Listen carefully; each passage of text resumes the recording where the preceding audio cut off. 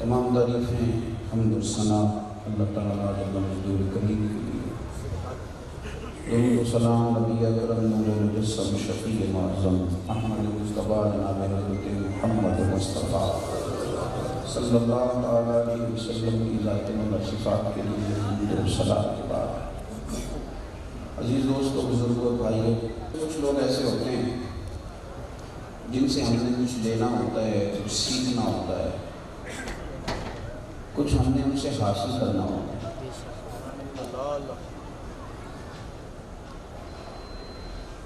انسان ہر ایک سے سیکھ نہیں پاتا، ہر ایک سے لے نہیں پاتا، ہر ایک سے کچھ حاصل نہیں کر سکتا۔ کسی شخص کے بارے میں اگر اس کا ذہن بن جائے کہ یہ بندہ بالکل عام سا ہے، کوئی خاص صلاحیت نہیں رکھتا، کوئی خاص درجہ نہیں رکھتا، تو انسان کے ذہن کا مزاج اس طرح کا ہے کہ اس بندے سے کچھ حاصل نہیں کر سکتا۔ ہمیں ماں باپ کا، اساتذہ کا، مشائخ کا، علماء کا، اپنے بڑوں کا ادب کیوں سکھایا جاتا ہے؟ اسلام کے ہر کام میں بڑی حکمتیں ہیں۔ آپ ذہنی طور پر جس آدمی کو جتنی زیادہ اہمیت دیتے ہیں، جتنا زیادہ ذہنی طور پر، نفسیاتی طور پر جتنا کسی کو بڑا جانتے ہیں، اتنا ہی اس کی بات کی آپ کے دل میں اہمیت بیٹھتی چلی جاتی ہے۔ جیسے جیسے آپ اس شخص کو ہلکا جاننا شروع ہوتے ہیں،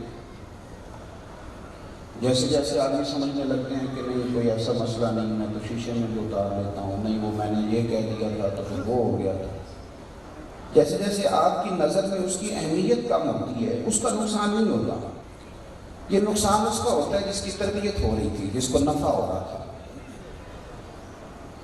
یہ جو ایک قومی سطح پہ سازش کی گئی نا علماء کا مقام کم کرنے کے لیے، اور ایک زبردست پراپوگنڈے کے طور پر علماء کی بدنامی کا سلسلہ شروع کیا گیا، تو آپ کیا سمجھتے ہیں کہ اس کا ملت کو نقصان نہیں اٹھانا پڑا؟ فرض واجب جو ضروریات ہیں ان کا بھی لوگوں کو پتہ نہیں، یعنی اس پڑھے لکھے دور کے اندر بھی اتنے جدید ذرائع ہیں دین سیکھنے کے، اس کے اندر بھی اب لوگ 3 طلاقیں دے کے آ جاتے ہیں، ان کو پتہ نہیں ہے کہ طلاقیں 3 اکٹھی نہیں دینی چاہیے، درست نہیں ہے کام، اور اگر دیں گے تو ہو جائے گی۔ اتنی چھوٹی چیزیں جو روزمرہ کی ہماری ضرورت نہیں، ایک پورا پراپوگنڈا کیا گیا، ہلکا کیا گیا، لفظ پیر کو اتنا زیادہ بدنام کیا گیا کہ وہ ایک جہالت کی علامت بن گیا، جہالت کی علامت کہ جی پیر صاحب، اچھا پیر صاحب کو چھوڑو جی یہ نہیں ہیں، پر ایک پورا منظم پراپوگیٹ کر کے ایک پوری ترتیب کے ساتھ اس کا ملت نے نقصان اٹھایا ہے۔ ہم بھگت رہے ہیں، بھگت یہ رہے ہیں کہ ہمارے پاس کچھ بھی نہیں۔ آپ پوچھ لیں کسی شخص سے تو وہ یہ کہتا ہے کہ میں نے بڑے مولوی دیکھے ہیں پر مجھے کچھ بھی نہیں آتا، کیونکہ اس نے اینت یہ لگائی تھی کہ میں نے تو ان کو نذرانہ دے کے بلایا ہے، کچھ بھی نہیں حاصل کر سکتا۔ میں نے بڑے پیر دیکھے ہیں کہ کوئی شے نہیں میرے پاس، یہ سارے ایسے ہی، کیوں؟ اس لیے کہ اس کے ذہن کی نفسیات میں یہ بات بیٹھی ہوئی تھی کہ یہ کچھ بھی نہیں ہوتے یہ لوگ، بس ایک بات ہے۔ اب آپ کہیں گے کہ آپ کیا کہہ رہے ہیں؟ تو بھائی میں بہت بڑی بات کر رہا ہوں، میرے نبی پاک صلی اللہ علیہ وسلم نے فرمایا یہ تو بندوں کی بات ہے نا، حضور نے فرمایا تیرا تو رب تیرے گمان کے قریب ہوتا ہے، اللہ کے بارے میں تو جس طرح کا گمان کرتا ہے رب بھی تیرے ساتھ اسی طرح کا معاملہ کرتا ہے۔ یہ تو رب کریم کی ذات جو بغیر تفرید کے فضل کرنے والی ہے، جب اس کے بارے میں یہ نظریات ہمیں دیے گئے کہ تمہارے گمان کے مطابق بہت ساری چیزیں ہیں جو ہو جاتی ہیں، تو صاحب ہم نے یہ کیا کہ تیزی کے ساتھ ادب کا دائرہ لوگوں نے چھوڑا۔ اور میں آپ کو ایک بات عرض کروں اور میں بڑی ذمہ داری سے عرض کروں، میں بڑا سوچ سمجھ اور بڑے غور کے بعد اللہ کے فضل سے دیانتداری سے آپ کو عرض کرنے لگا ہوں، آج بھی اس گئے گزرے دور میں بھی اگر کسی نے प्याला सीधा करके, ज़हन सही करके, अकीदत पूरी रख के और अदब पूरा करके किसी से कुछ सीखना चाहा है ना, तो बंदे ने क्या देना था, अकीदत उसने बंदे से की है पर मेरे रब ने उसे झोली भर के अता फरमाया।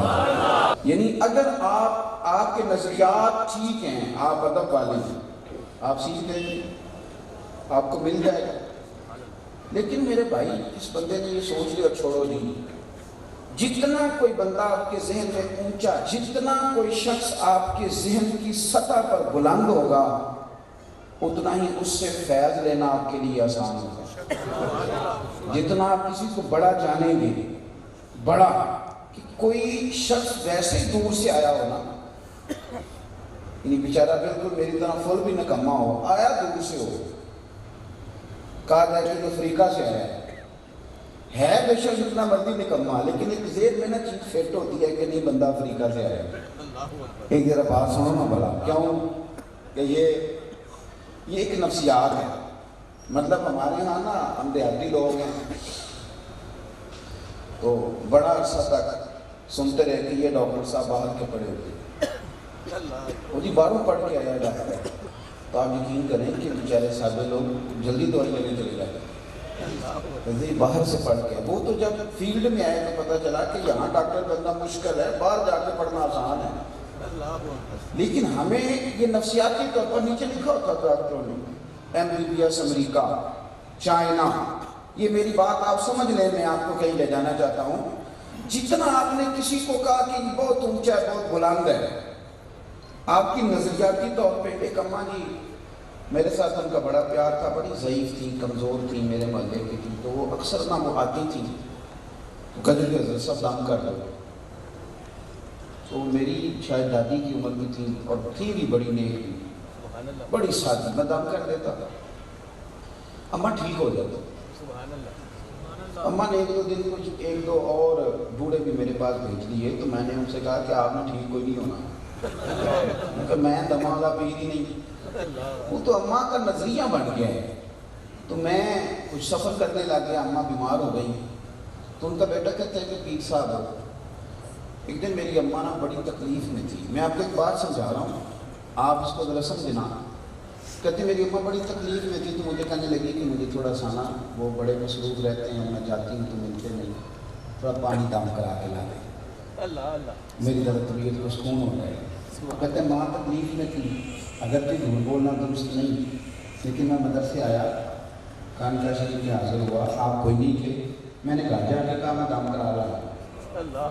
कहते मैं आपको यकीन से कहता हूँ कि मेरी अम्मा ने पानी पिया, वो बड़ी तकलीफ़ में थी, पर मैं हो के आया, उसने पिया तो वो सुकून से सो गई। नहीं समझ नहीं आपको मैंने कहा, आप मेरी बात को समझें, आप इसको समझ लें मैं क्या अर्ज कर रहा हूँ।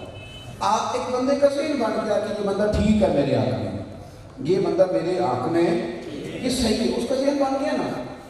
लेकिन मैं एक साहब ने मुझसे सवाल किया कि हमारे जो मौलाना साहब है, दूर दूर से लोग इनके पास आके पढ़ रहे, पर हमारे बच्चों ने कुछ भी नहीं सीखा, हालांकि मस्जिद हमने बनाई है, क्योंकि वो जो दूर से आए थे ना, वो हज़रत साहब समझ के आए थे। और तुमने अपने बच्चों को बताया था कि ये मौलवी है जिसे हम 18,000 तनख्वाह देते हैं, तो तुम्हारी सोच में उन बच्चों की सोच में बड़ा फ़र्क था। अल्लाह करे कि मैं नाजुक मसला छेड़ने लगा हूँ, आपको मेरी बात की समझ में आए। ये जो लोग कहते हैं ना मेरा पीर कामिल नहीं, कि बेचारे कच्चे हैं, इनका यकीन कामिल नहीं, मैं सही कह रहा हूँ, ये कच्चे हैं बेचारे, ये कच्चे। हमारे सूफिया ने तो यहाँ तक लिखा है कि यकीन कामिल करके किसी के पीछे लग जा, तू यकीन कामिल करके लग जा, हो सकता है तेरे यकीन की वजह से अल्लाह उसे कामिल भी बना दे, तेरी वजह से कामिल बन जाए, लेकिन मिजाज ही नहीं है। अब काफिर क्या साजिश कर रहा है भला, काफिर भला क्या साजिश कर रहा है। उसने देखा कि मुसलमानों ने तो और किसी को तो चलो हमने साजिश करके कच्चा कर लिया था, हर चीज से हमने रिश्ता तोड़ दिया है, पर इनके नबी से रिश्ता नहीं टूटा। आपको बताऊं, मुसलमान का नबी पाक से रिश्ता इतना तगड़ा है कि हुजूर का बोलना भी मुसलमानों ने किताबों में लिखा है, और नबी पाक जहाँ जहाँ चुप रहे वो भी किताबों में लिखा है। ये वह दस्ती है मदीने वाले रसूल की कि जिनका बोलना भी महफूज है, चुप रहना भी महफूज है। اور جہاں حضور نے کوئی اشارہ کیا ہے میں اور یتیم کی پرورش کرنے والا جنت میں اس طرح جائیں گے جس طرح میری یہ دو انگلیاں جڑی ہیں، یہ لفظ ہے جس طرح میری یہ دو انگلیاں جڑی ہیں۔ کوئی بھی کتاب کھولو گے نا اس میں خالی یہ نہیں لکھا ہوگا کہ نبی پاک صلی اللہ علیہ وسلم اور یتیم کی پرورش کرنے والا دو انگلیوں کی طرح جوڑ کے جنت میں جائیں گے، بلکہ ہر محدث نے لکھا ہوگا، اس طرح لکھا ہوگا کہ حضور نے اشارہ کر کے بتایا، اشارہ کر اس طرح میری دو انگلیاں جڑی ہوئی ہیں۔ اب سمجھو میں کیا کہنے لگا ہوں، صرف میرے نبی پاک کی باتیں محفوظ نہیں، میرے رسول کے تو اشارے بھی کتابوں میں محفوظ ہیں۔ وہ اشارہ کر دیا نا حضور نے، یوں دو انگلیاں، وہ اشارے بھی کتابوں میں۔ کافر بڑا پریشان ہے اس بات سے، بڑا پریشان۔ میری ملت کا جوان بالکل نہیں بات مانتا کسی کی، بالکل نہیں کھٹے ہوئے، بالکل وہ سارے کہتے ہیں نافرمان ہے، غلط ہے۔ میرا تجربہ یہ ہے کہ جب اسے کہا جائے نا یہ نبی پاک کی حدیث ہے، اور اس بیچارے نے کبھی دیکھی بھی نہیں مشکوٰۃ شریف کس طرح ہوتی ہے، اس نے ترمذی شریف کی گدے کی بھی زیارت نہیں کی، اس نے بخاری شریف کا کور بھی نہیں دیکھا، اس نے نہیں مسلم شریف کی زیارت کی، لیکن کسی نے بتا دیا یہ نبی پاک کی حدیث ہے۔ تو بڑا بھی اگر نافرمان ہے تو کہتا بس ٹھیک ہے، حضور کا فرمان آ گیا تو بات ختم ہو گئی۔ یہ قرب تھا مسلمان کا نبی پاک کے ساتھ، اتنی زیادہ اہمیت، اتنی زیادہ اہمیت، اتنی زیادہ۔ آپ یقین کر کے جانیں، کسی نے کہہ دیا کہ یہ بندہ عرب شریف سے آیا اور یہ نبی پاک کے گنبد شریف کے اندر جاتا ہے، جھاڑو دیتا ہے، نوکری کرتا ہے، میں قربان جاؤں، میں نے دیکھا ہے کہ میرے مسلمانوں نے نا اس کے ہاتھ نہیں چھونے، پیر بھی چھونے، دروازہ رسول پہ رہتا ہے۔ اور میں نے کہا کہ شاید یہ ان پڑھ بندے یہ کام کر رہے ہیں، تو میاں صاحب بول کے کہنے لگے ان پڑھ نہیں میں بھی کرتا ہوں، اور جنہاں نے دل پر جانی ڈٹھا اور چلو وکھیاں ہی تک لے لیں، دو ملے ہوں تے ساجن ملے ہوں ناساں لگ پئیاں، لوگوں نے نا پیار کیا۔ اگر حضور کی نسبتوں کا نبی پاک صلی اللہ علیہ وسلم، میں مدینہ شریف میں تھا، ایک صاحب ایک جگہ لے گئے، نے بتایا کہ یہاں نا مجھ سے پوچھنے لگے کہ آپ نے کوئی حوالہ پڑھا ہے کہ کسی جگہ کوئی نقشہ ذہن میں ہے کہ یہاں سے حضور کی اونٹنی گزری تھی، تو اس پتھر پہ نا سرکار کی ناکہ مبارک کے پیر لگے ہوئے۔ سبحان اللہ۔ تو میں جو بھی کوئی بات آگے کرتا بتاتا میں نے پڑھا ہے کہ نہیں پڑھا، لیکن میرے ساتھ جو دو جوان تھے نا انہوں نے میری پوری بات بھی نہیں سنی، اس کا پورا سوال بھی نہیں سنا، انہوں نے جلدی سے وہ جگہ چوننی شروع کی، جلدی سے۔ یہ جو قربت تھی نبی پاک کے ساتھ مسلمان، اور اس قربت کو قرآن پاک نے بیان کیا، کہا یا ایھا الذین آمنوا لا ترفعوا اصواتکم فوق صوت النبی، اے ایمان والو تمہاری آواز میرے نبی کی آواز سے اونچی نہ ہو۔ ٹیپ چلاتے ہو تو والیت کا پتہ ہوتا ہے، 1 نمبر پہ ہے، 2 نمبر پہ ہے، اب 3 نمبر پہ۔ میری آواز کے والیت کا آپ کو پتہ ہے کون سے نمبر پہ چل رہی ہے؟ اپنی آواز کا پتہ ہے آپ کو؟ انسانی آواز کا والیوم نہیں ہوتا، اتنا ہی ہوتا ہے کہ ذرا آہستہ بولنا ہو اور ذرا اونچا بولنا، اتنا ہی ہے نا۔ لیکن آپ بات کو سمجھیں، کیسے تولیں گے، کیسے ناپیں گے، کیسے پرکھیں گے کہ آواز کتنی ہونی چاہیے؟ آواز کا وزن کوئی نہیں، پیمانہ کوئی نہیں، تولے کیسے، ماپے کیسے؟ رب کریم نے فرمایا یہ مسئلہ تمہارا ہے، بس تمہیں کہہ دیا ہے کہ میرے نبی کی آواز سے تمہاری آواز اونچی نہیں ہونی چاہیے۔ تو یا اللہ اگر غلطی سے ہو ہی گئی تو، اگر غلطی سے ہو ہی گئی تو فرمایا ان تحبط اعمالکم، اگر تمہاری غلطی سے بھی آواز اونچی ہو گئی، اگر ہو ہی گئی تو ان تحبط اعمالکم وانتم لا تشعرون، پیچھے تم نے اگر ہر سال بھی حج کیا ہے اور تم نے جوڑیاں بھر بھر کے ثقافتیں کی ہیں اور مسلح پہ تم نے ساری راتیں گزاری ہیں، تو یاد رکھنا عمل اس کا قبول ہے جس کے سینے میں ادب رسول ہے۔ ان تحبط اعمالکم، تمہارے اعمال ضائع کر دیں، وانتم لا تشعرون، اور تمہیں اس کا پتہ بھی نہیں چلے گا۔ صاحبو غور کرو، اتنا زیادہ حضرت ثابت بن قیس بن شماس انصاری ایک صحابی تھے، شکل سماعت کا مسئلہ نہ اونچا سنتے تھے، یہ جو بندے اونچا سنتے ہیں بولتے بھی اونچا ہی ہیں، یہ اونچا ہی بولتے ہیں، ان کا خیال ہوتا ہے سارے بہرے ہیں، تو وہ ذرا اونچا سنتے تھے تو بولتے بھی اونچا تھے. جب یہ آیت نازل ہوئی کہ گھر کے اندر جا کے رونے لگے, پچھلے کونے میں جا کے کہ اوہو یہ میں کیا کر بیٹھا ہوں, حضور کے سامنے میں اونچا بولتا تھا, یہ مجھ سے کیا ہوا, رونے لگے. 3 دن جب نظر نہ آئے. اچھا دیکھو ایک بات سنو, بہانہ بھی تو بن سکتا ہے نا, لوگ بہانہ بنا لیتے ہیں. وہ نہیں جی میں میرے لیے نہیں ہے مسئلہ, میں تو اونچا سنتا ہوں, میری تو مجبوری ہے. یہ بڑے سخت لوگ ہیں نا آج ہمارے لیڈر, یہ کہتے ہیں بڑی مجبوریاں معلوم سطح پہ جاتے ہیں, ہمیں فلانا ہو گیا, ہمیں فلانا ہو گیا. میرے اعلیٰ حضرت بریلوی نے ملفوظات میں لکھا ہے بندہ مجبوریاں خود پیدا کرتا ہے, یہ خود مجبوریاں پیدا کرتا ہے, نہ پیدا کرے تو ہر چیز ٹھیک رہتی ہے. ان کو پتا تھا کہ مجھے شکل سماعت ہے, میں اونچا سنتا ہوں, یہ بہانہ کر سکتے تھے, سارا مدینہ جانتا ہے, اونچا سنتے ہیں. آیت نازل ہوئی تو گھر کے پچھلے کونے میں رونے لگے. 3 دن آئے نہیں.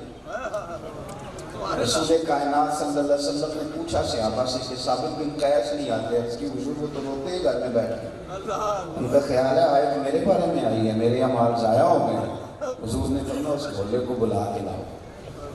کسی نے کان میں جا کے کہا چل تجھے مدینے والے نے بلایا, تو یہ محبوب بلاوے ایک دم, پھر اسی سر نو پیر بنائیے, اور سر منگے تو سر دے دئیے, کدے بھی دیر نہ لائیے. سننا بات ہو اسے یاد رکھنا, یار کا کدے بھی گلا نہ کریے, پاما سیک دے ہی مر جائیے, آدم یہاں کے لائیے نا, یہاں تے لائیے نا, تے یہ لائیے تے پھر دوڑ نہیں پائیے. نبی پاک صلی اللہ علیہ وسلم نے بلا کر سر پٹ دوڑے اور آئے اسی کے قدموں میں, یا رسول اللہ جان بوجھ کے نہیں کرتا تھا, اونچا سنتا ہوں مجبور تھا. حضور میں نے تو بچے تیرے قدموں پہ قربان, یا رسول اللہ میرے ماں باپ قربان, حضور میری جوانی قربان, حضور ساری غلطیاں کر سکتا ہوں, لیکن آپ کی بےعدبی کا تو حضور سوچ بھی نہیں سکتا, سوال ہی نہیں پیدا ہوتا. وہ روتے جا رہے ہیں. اللہ کے رسول نے کندھے سے پکڑ کے اٹھایا, پھر حضور نے سینے لگایا اور فرمایا تو میرا اتنا ادب کرتا ہے تو سن, پھر رب تجھے عزت والی زندگی عطا کرے گا, رب تجھے شہادت کی موت دے گا, اور اللہ حساب نہیں لے گا, بغیر حساب کتاب جنت عطا فرمائے گا. آپ جتنا سرکار کی ذات کو بلند و بالا جانیں گے, جتنا آپ ذہن بنا لیں آپ کتنا جان سکتے ہیں. حضرت عمر بن عاص رضی اللہ تعالیٰ عنہ حضور کے صحابی ہیں, پکے سچے سچے کھرے آدمی. کسی نے کہا نبی پاک اولیاء تو بیان کرے کس طرح سے تھے. صحابی ہیں, صحابی ہوتا ہی وہ ہے جو صحبت میں رہے. صحابی کا معنی صحبت میں رہنا. حضور کا حلیہ تو بیان کریں تو آپ فرمانے لگے سنو یارو, کہنے لگے حلیہ تو وہ بتائے گا نا جس نے کبھی آنکھ بھر کے دیکھا ہوگا, ہماری اتنی ضرورت ہی نہیں تھی. مت چند بدل شاشانی ہے, وہ مت چمک دی لاٹ نورانی ہے, کالی زلف تیاق مستانی, ایک گستاخ اکھی کتھے.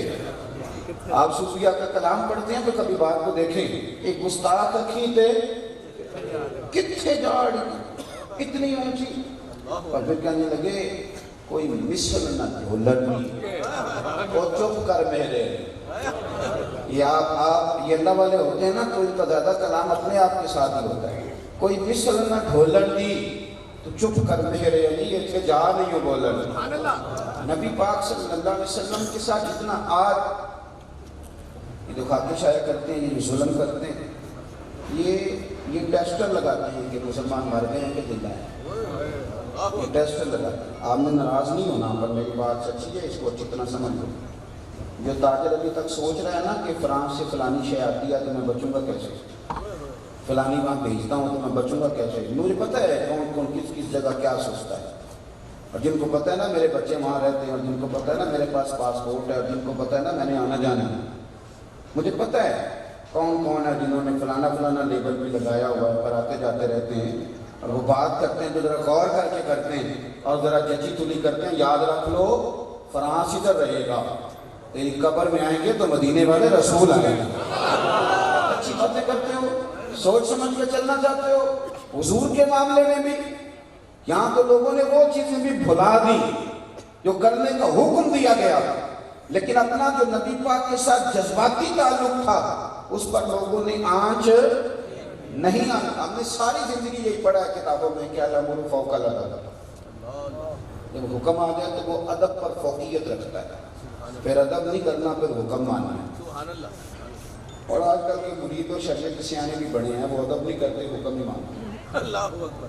وہ نا وہ مانتے حکم ہی ہیں، کہتے حضرت صاحب بھی دھیان دینے ہے نا جی، حضرت صاحب یہ بھی دھیان دینا، کاروبار بھی کرنا چاہیے، حضرت صاحب بھی دھیان دینا، بالا کا بھی خیال، حضرت صاحب بھی وہ بڑے سیانے ہیں، ان کو پتہ ہے حضرت صاحب نے کتے کتے کی آخیا، وہ نہیں لینا بکری نہیں کچھ نہیں دے، اور اس کی ڈیوٹی زیادہ کرتے ہیں جو حضرت صاحب نے کہا ہے نا، تو باقی پتہ سارا ہی ہوتا ہے، لیکن وہ حضرت صاحب جو انہوں نے مرضی دا کے ہے نا وہ سارا۔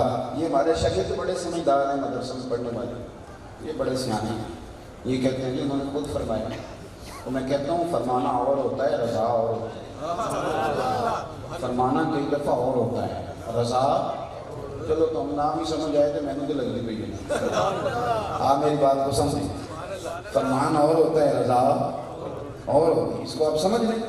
اکثر کبھی ایسا بھی ہوتا ہے کہ کہہ دیا تو بات اور تھی، ایک شخص نے آگے کہا میں جاؤں تو کیا اسے رسیاں باندھیں گے؟ اس نے کہا جاؤں تو جا، لیکن دل تو کر رہا تھا نا کہ تو نہ جا، طبیعت تو تھی نا کہ تو نہ جا، دل تو تھا نا، لیکن تو نے وہ لفظ پکڑ لیے، اب کیا ہے وہ آپ کہہ نہیں سکتے۔ تو ساری زندگی یہی سنا ہے کہ حکم کی فوقیت ہے۔ صلح حدیبیہ کا موقع آیا، حضرت مولا علی سے بھی زیادہ کوئی ہے نبی پاک کا حکم ماننے والا؟ ہے کوئی حکم ماننے والا؟ حضور حکم کریں تو شیر خدا تلوار لے لیں، یا رسول اللہ آپ دیکھیں میں کیا کر کے آتا ہوں کافروں کے ساتھ۔ صلح حدیبیہ کا موقع تھا، نبی پاک صلی اللہ علیہ وسلم کے ساتھ معاہدہ تحریر کر رہے تھے کفار، تو اس معاہدے کے اندر نا جب طے پا گیا تو تحریر لکھ رہے تھے مولا علی شیر خدا، یہ کتابت کر رہے تھے۔ حضرت علی رضی اللہ تعالیٰ عنہ نے معاہدہ لکھا کہ محمد رسول اللہ صلی اللہ علیہ وسلم اور قریش مکہ کے درمیان معاہدہ۔ قریش بول پڑے، کہنے لگے کہ یہ محمد رسول اللہ معاذ اللہ ختم کریں، اگر ہم آپ کو رسول اللہ مان لیں تو پھر جھگڑا کیا رہ گیا، یہاں محمد ابن عبداللہ لکھے۔ حضور نے حکم دیا، فرمایا علی اس طرح کرو، میں اگر رسول اللہ ہوں تو میں محمد ابن عبداللہ بھی تو ہوں، بات تو ایک ہی ہے، تم یہ رسول اللہ کاٹ دو اور محمد ابن عبداللہ لکھ دو۔ حکم آ گیا نا، حکم آ گیا نا، مان لینا چاہیے تھا نا۔ مشکاہ شریف دیکھو نا، حضور نے فرمایا علی اس طرح کرو، رسول اللہ کاٹ کے تو محمد ابن عبداللہ لکھو، حضرت علی چپ کر گئے۔ دوسری دفعہ پھر کہا لکھ دو، تو آنکھوں میں ہلکے ہلکے آنسو آئے۔ تیسری دفعہ حضور نے فرمایا علی رسول اللہ کاٹ دو، حدیث کے لفظ حضرت علی فرمانے لگے مجھے اللہ کی عزت کی قسم سونیا یہ مجھ سے کاٹا نہیں جاتا، مجھے بتاؤ لکھا جاتا ہے تو کاٹا نہیں جاتا؟ آپ جو لفظ لکھتے ہیں وہ کاٹے نہیں جاتے؟ اور جوانوں بولو میں کیا کہہ رہا ہوں، یہ بات جو مولا علی نے قسم اٹھا کے کہی اور رو بھی پڑے، کہنے لگے اللہ کی قسم سونیا آپ کا نام نہیں کاٹا، میری مجبوری سمجھے مجھ سے نہیں کاٹا جاتا، اے تن تندور تے ہڈیاں بالن اسی ہنجواں نال تپایا، کپ کپ مکیاں پیڑے کیتے، عشق پلے تھن لایا، تن دا سالن تے من دی ہانڈی اتلو صبر دا پایا، غلام فریدہ میں ساری تیری، تینوں اجے یقین نہیں آیا، غلام فریدہ میں ساری تیری، میں ساری تیری، تینوں مجھے یقین نہیں آیا۔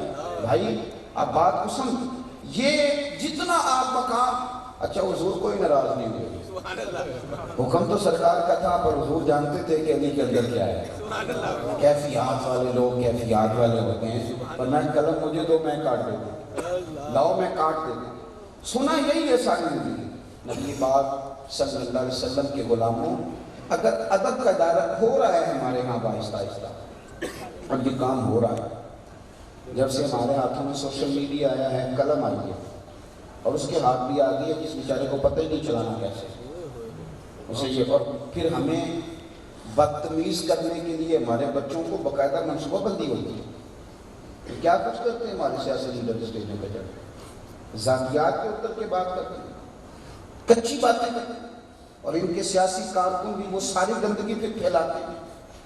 خدا کا خوف کریں، اب کیا بات کر رہا ہے؟ نبی پاک صلی اللہ علیہ وسلم نے فرمایا بڑا بد نصیب ہے جو اپنے ماں باپ کو گالی دے، حضور تو اپنے ماں باپ کو بھی گالی دے گا. فرمایا جب تم کسی کے ماں باپ کو گالی دو گے تو وہ تمہارے ماں باپ کو نہیں دے گا, تو گالی تم نے خود نکلوائی. یہ مہذب قومیں کرتی ہیں اتنے بڑے اسٹیج لگا کے اپنے مخالفین کی ذاتی باتیں ڈسکس کرنا. ابو جہل سے بڑا ظالم کوئی نہیں. وہ شرابی بھی تھا, لوگوں کا مال بھی ہڑپ کرتا تھا, وہ ظلم بھی کرتا تھا. کئی لوگوں کا مال نبی پاک نے بازیاب کروایا اس سے. لیکن آپ کوئی ایسی بات نہیں بتا سکتے کہ حضور نے فرمایا وہ بڑا شرابی ہے, بڑا ظالم نہیں کہا. اس لیے کہ مہذب لوگ مہذب ہوتے ہیں, جو اعلیٰ تعلیمات ہوتی ہیں ان کا رنگ اور ہوتا ہے. اپنے مخالفین کے بعد یہ منصوبہ بندی کر کے باقاعدہ, اور پھر جب لوگوں کو بدتمیز کر دیا. اب بہت سارے لوگ ہیں جو ادب نہیں کرتے, ان کی طبیعتوں سے ادب رخصت ہو گئے. اس کا نقصان یہ ہوتا ہے کہ پھر قوموں کو آہستہ آہستہ وہاں لے جایا جاتا ہے کہ وہ مقدس ہستیوں کے بارے میں, کیا ہمارے وطن کے اندر داتا صاحب کے بارے میں لوگ غلط باتیں نہیں کرتے, خواجہ صاحب کے بارے میں نہیں کرتے؟ کیا وہ نظام نہیں آیا کہ لوگوں نے اسی وطن میں رہ کے صحابہ کرام کے خلاف بڑی بڑی بدتمیزیاں نہیں کی؟ یہ پرموٹ کی جاتی ہیں چیزیں, اور پھر یہ لیول بڑھایا جاتا ہے کہ جس کے مرضی خاکے بنا لو ظالموں. خاکے خاکیوں کے ہوتے ہیں, نوریوں کے نہیں ہوتے. کس چکر میں پڑے ہوئے؟ میرے رسول پاک صلی اللہ علیہ وسلم کا تم کیا خاکہ بناؤ گے جس نبی کا رب نے سایہ ہی نہیں بنایا؟ وہ خاکے بناؤ گے رسول پاک کے جن کے سائے. وہ کسی شاعر نے کہا تھا کہ رسول کائنات صلی اللہ علیہ وسلم کا تو یہ حال ہے کہ سر سے لے کر پاؤں تک تنویر ہی تنویر ہے, اور جیسے منہ سے بولتی قرآن کی تفسیر ہے, سوچتی تو ہوگی دنیا مصطفیٰ کو دیکھ کر بھلا وہ مصور کیسا ہوگا جس کی یہ تصویر ہے. تو آپ جب ادب کو پروموٹ کریں گے, جب آپ تقاضائے ادب کو سمجھیں گے, آپ یقین کریں گے جب ادب رخصت ہوتا ہے تو پھر معاشرے میں بے سکونی آتی ہے. لاکھوں روپیہ باپ کی جھولی میں ڈھیر کر دو, لیکن ادب کے ساتھ اسے پکارو نہ تو وہ رات کو سو نہیں سکتا. لاکھوں روپیہ آپ نے اکاؤنٹ میں ڈالے پر بے ادبی کے ساتھ پکارا تو سو نہیں سکتا. آپ اماں کے نام گھر کر دو, لیکن ایک دفعہ صرف ڈانٹ دو, سالوں نہیں سو سکتے. آپ کہیں گے اماں گھر تو دیا, تو اماں کہتے تو گھر پاس رہا, لیکن پتر مجھے ادب سے بلایا کر, مجھے ادب سے بلایا کر. یہ تیرا طریقہ بلانے کا ٹھیک نہیں ہے. میں ذمہ داری سے کہتا ہوں آپ کو, میں ذمہ داری سے کہتا ہوں, بیوی کو سارے خرچے دو, لیکن اگر تم نے ایک دو دفعہ اس کے ماں باپ کو گالی دے دی نا, تو وہ کئی دفعہ رات کو پیروں میں بیٹھ کے کہتی ہے خامن کو کہ تجھے نہیں پتا میں اپنی ماں اور باپ سے کتنا پیار کرتا ہوں, کس تکلیف سے مجھے پالا ہے, تو مجھے خشک روٹی دیا کر, ایک جوڑے میں ساری سبزیاں گزار دوں گی, پر میری ماں کو گالی نہ دیا کر. آپ بات کو سمجھو, ہمارے جذبات کو سمجھو, آپ دین کے ذائقے کو سمجھو. اگر ماں کو گالی دی جائے تو بندہ بے سکون ہوتا ہے, اگر باپ کو برا کہا جائے تو باپ سو نہیں پاتا, اور اگر معاذ اللہ کسی کے نبی کی بے ادبی کر دی جائے, رسول کائنات کے بارے میں لفظ کہے گئے, تو پھر آپ کہتے ہیں معاشرے میں امن قائم رہے گا. یہ کیسے رہے گا؟ یہ سوال ہی نہیں پیدا ہو. ہمیں ادب کو پروموٹ کرنا ہے, ہمیں ادب کو پروموٹ کرنا ہے, ہمیں ذوق کے ساتھ, وجدان کے ساتھ, وضو کے ساتھ, عبادت کے ساتھ, عبادت کی نیت کے ساتھ ذکر رسول کرنا ہے. بہت زیادہ اگر آپ ادب کریں گے, جتنا آپ سرکار کا مقام اونچا سمجھیں گے, اتنا سرکار کی باتوں کی آپ کے دل میں اہمیت پیدا ہوگا, اتنا وہ بات آپ دلچسپی سے سنیں گے. ادب رسول اتنا بڑا ہے کہ نبی پاک صلی اللہ تعالیٰ علیہ وسلم ایک جگہ صلح کے لیے تشریف لے گئے, تو آنے میں دیر ہو گئی, نماز کا وقت ہو گیا. حضرت بلال حبشی نے اقامت کیا کہ جناب صدیق اکبر سے گزارش کی کہ نماز پڑھا. صدیق اکبر نماز پڑھا. شرعی مسئلہ یہ ہے اگر کسی نے لقمہ دینا ہے نا, امام بھول گیا, تو لقمہ وہ بندہ دے گا جو نماز میں شامل ہو. ٹوٹیوں پہ کھڑا بندہ لقمہ نہیں دے سکتا, اگر وہ دے گا تو نماز میں ٹوٹ جائے گی. پہلے اللہ اکبر کہہ کے شامل ہوں, پھر امام کو سبحان اللہ ماشاء اللہ الحمدللہ پہ لفظ کہہ کے آپ لقمہ دے سکتے. حضرت صدیق اکبر رضی اللہ تعالیٰ عنہ نماز پڑھا رہے ہیں, حضور آ گئے, نماز میں شامل ہوئے, تو صحابہ نے سب چھوڑ دی, اگلی صف میں گئے تو وہ بھی چھوڑ دی. این حالت نماز میں ادب رسول ہوگا. یہ بخاری ہے, بخاری. حالت نماز میں اور جب سرکار پہلی صف میں پہنچے تو صحابہ نے نا ہاتھ پہ ہاتھ مار کے جناب صدیق اکبر کو بتایا کہ حضور آ گئے. حضرت صدیق اکبر کو جب پتہ چلا آ گئے تو ایک قدم پیچھے ہٹایا. حضور نے کہا ابو بکر پڑھاؤ نماز، پڑھاؤ نماز. جناب صدیق اکبر نے پھر قدم پیچھے ہٹایا تو میں پڑھاؤ نماز، پھر پیچھے ہٹایا، 3 دفعہ کہا حالت نماز میں. اب میں بخاری پڑھ رہا ہوں تو اب کسی درویش کی بات کر لوں صاحب؟ ویسے درویشوں کی کریں تو لوگ فتوے لگاتے ہیں، لیکن بخاری پڑھتے پڑھتے کر لوں. ایک درویش بڑی دور سے بول پڑے، کہنے لگے نماز پڑھا کہ میں تہ ول دیکھا، نماز پڑھا کہ میں تہ ول دیکھا، میں نے کعبہ بھول گیا. اب بھول گیا نہیں سب سوم صلاتاں، ایک کو یار دا فکر پہ آئی. نماز پڑھا کہ ہوں تہ ول دیکھا، او سجنا میں نے کعبہ بھول گیا. بھول گیا نہیں سب سوم. یہ سچے لوگ، یہ خالی نعرہ نہیں، یہ درد. نماز پڑھا کہ ہوں تہ ول دیکھا، سجنا میں نے کعبہ بھول گیا. اب بھول گیا نہیں سب سوم صلاتاں، ایک کو یار دا فکر پہ آئی.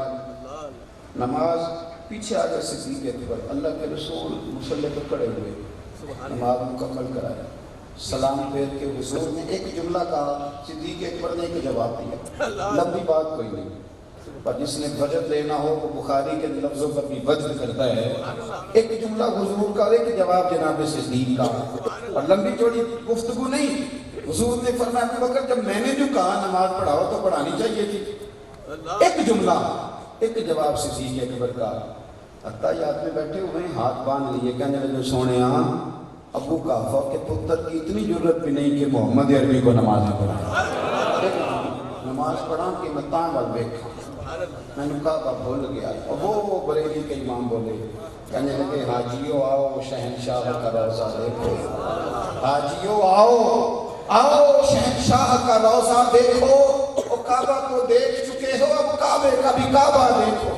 حاجیو آؤ. اور پھر کہنے لگے ماہ مدینہ اپنی تجلی عطا کریں. یہ ڈھلتی چاندنی تو پہر دو پہر کی ہے، یہ ڈھلتی چاندنی تو پہر. اور پھر کہنے لگے میں خانہ زاد کوہنا ہوں، صورت لکھی ہوئی، میں خانہ زاد کوہنا ہوں. اب آپ کو تو شعر وہ والے سنائے جائیں گے نا جو فٹافٹ ماحول ہی ہوگا. حال حضرت کہتے ہیں میں خانہ زاد کوہنا ہوں، صورت لکھی ہوئی بندوں کنیزوں میں میرے مادر پدر کی ہے. کہنے لگے سونے میں نیا نوکر نہیں، میں تو تیرے گھر کا خاندانی نوکر. بندوں کنیزوں میں میرے مادر پدر کی ہے. کہنے لگے میری دادیاں نانیاں بھی نوکر تھی سیدہ فاطمہ، میری دادیاں نانیاں کنیزہ تھی سیدہ عائشہ اور سیدہ خدیجہ کی، اور میرے نانے دادے یہ سارے نوکر ہیں سونے تیرے گھر کے. میں خانہ زاد کون ہوں، میں نا خاندانی غلام ہوں آپ کے گھر، خانہ زاد کون. اور صورت لکھی ہوئی حضور ہمارے نام نہیں، ہماری تو شکلیں موجود ہیں آپ کے رجسٹروں. میں خانہ زاد کوہنا ہوں، صورت لکھی ہوئی بندوں کنیزوں میں میرے مادر پدر کی ہے. بھائی حضور کا جتنا ادب کرو اور جتنا ادب کرو. آج تک لوگوں کو سمجھ نہیں آ رہی ہے کیا ہوا، اسلام اتنی تیزی سے کیوں پھیلا. تمہیں نہ سمجھ آئے تو عروہ بن مسعود سختی سے پوچھنا، تمہیں بخاری کے صفحے بول کے بتائیں گے. عروہ حدیبیہ کے موقع پر حضور کے غلاموں کا نبی پاک کے ساتھ منظر دیکھ کے گیا تو جا کے کہنے لگا ان سے تم جنگ نہیں جیت سکتے. کا وجہ کیا ہے؟ اسلحہ زیادہ ہے، مدرسے زیادہ ہیں، لوگ زیادہ ہیں. کہنے لگا یار میں نے عجیب نظام دیکھا ہے، میں نے تو وہ لوگ بھی دیکھے ہیں جو سجدے کراتے ہیں. کہتے وہ کس طرح دیکھے تھے؟ جو بادشاہ سجدے کراتے تھے. لیکن کہنے لگا یہ میں نے عجیب نظام دیکھا ہے کہ حضور ناک سے میٹھ نکالتے ہیں تو بڑے بڑے سیانے بندے، عبد الرحمن ابن عوف جیسے رئیس، اور عمر فاروق جیسے زیرک، اور عثمان غنی جیسے ٹھنڈے، اور علی جیسے بہادر، وہ سارے یوں آگے ہاتھ کر کے نا حضور کے ناک سے نکلی تھی اپنے چہروں پہ ملتے. کلی کا پانی لینے کے لیے لگتا ہے ایک دوسرے سے لڑ پڑے گے، اور مجھے دے میری باری، تو مجھے دے میری باری. کہنے لگے عجیب میں نے نظارہ دیکھا ہے، عجیب. کہتے ہیں وضو کے پانی کے لیے لڑتے ہیں، اور جب سونا کوئی بات کرتا ہے تو یوں بیٹھتے ہیں جیسے سر پہ پرندے بیٹھے، سی بھی نہیں کرتے. نماز پڑھا سجنا متے ہیں بندے. میں نے کہا بھول گیا. اب بھول گئی یعنی سب سون سلام ایک کو یاد فکر پہ آئی. یاد رکھنا حضور کی غلامی کرو اور اپنی اولادوں کو نبی پاک کا غلام کر کے مت. اگر یہ حضور کی غلامی میں زندہ رہی تو مجھے لگتا ہے قبروں کے اندر چراغ روشن ہے. اعلیٰ حضرت بھی فرماتے ہیں کوئی شے پلے نہیں تھی تو میں نے جاتی دفعہ دیکھا کوئی شے ہے تو ایک داغ تھا میرے دل پہ. اور خوشی کی بات یہ ہے کہ عشق رسول کا داغ کہنے لگے لحد میں عشق رخ شاہ کا داغ لے کے چلے داغ لے کے چلے. لحد میں عشق رخ شاہ کا داغ لے کے چلے. اور سجنوں ہم نے اندھیری رات سنی تھی تو چراغ لے کے چلے. اندر بھی چراغ جلے گا اندر بھی. اور پس مردن فرشتوں نے جو تلاشی لی تو کیا نکلا؟ فقط ایک دل کے گوشے سے خیال مصطفیٰ نکلا. کسی درویش نے کہا تھا قبر میری تھے میرے پیرا دے کر پاؤں میں پھیرا کہ قبر دے بچوں ہڈیاں میں اٹھ کے مجرا کر سن تیرا. پھر تو منظر نرالا ہو جائے گا. پھر تو رنگ پسے مردن جو فرشتوں نے تلاشی لی تو کیا نکلا؟ فقط ایک دل کے گوشے سے خیال مصطفیٰ نکلا. اور کسی نے کہا تھا کہ ہم تو اس دن بھی تلاش کریں گے ڈھونڈیں گے تلاش کریں گے کہ حضور کہاں ہے. صبح قیامت میں نبی پاک کو ڈھونڈیں گے. ہر نظر کہاں اٹھے گی محشر کے دن اور خوف سے ہر کلیجہ دہل جائے گا. اوڑھ کر کالی کملی وہ آ جائے گا. پھر سارے محشر کا نقشہ بدل جائے گا. کبھی کبھی ہم سے بھی لوگ پوچھ لیتے ہیں آپ کیا کرتے ہیں پوچھ لیتے ہیں کچھ لوگ. تو جب سے کوٹ مٹھن والوں کی ایک بات سنی ہے تو ہمیں بھی کام یاد آ گیا ہے. پوچھتے ہیں نا کئی بندے صاحب آپ کیا کرتے ہیں تو بڑا مزہ آتا ہے جواب دینے میں. انہوں نے بڑا اچھا جواب دیا تھا. کہنے لگے میں اپنی حیات کی قربان جاواں میری محمد وکیل گزر گئی. اپنی حیات کی تو قربان جاواں دیکھو محمد وکیل گزر گئی. محمد میں خانہ زاد کو نہ ہوں. صورت لکھی ہوئی بندوں قدیروں میں میرے مادر پدر کی اپنی حیات تو قربان تھی ماں. ساری محمد وکیل گزر گئی. عہد نال احمد صدیق گزر گئی. یہ دیکھو نا یہاں کوئی دریا بچھا رہا ہے کوئی لنگر پکا رہا ہے. کسی نے الیکشن لڑنا ہے نہ کسی کو ذاتی مقصد ہے. ٹھنڈ میں آئے بیٹھے موٹر سائیکل پہ آیا بیچارہ تو ڈھونڈتا ہے تو تلاش کرتا ہے کام چھوڑ کے آیا اپنی حیات کی قربان تھی ماں. دیکھو محمد وکیل گزر گئی. عہد نال احمد صدیق گزر گئی. نماز پڑھا کے ہوں تیار کعبہ بھول گئی یعنی سب سون صلاۃ ایک کو یاد نہ فکر پہ آ.